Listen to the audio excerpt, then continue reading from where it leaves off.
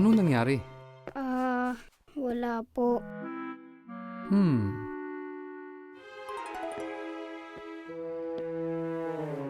Caleb, ba't kaya gusto ni Jehovah na magsabi tayo ng totoo?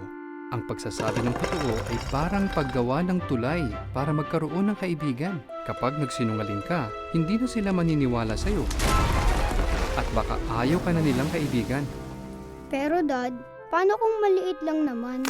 Masamang magsinungaling kahit maliit lang.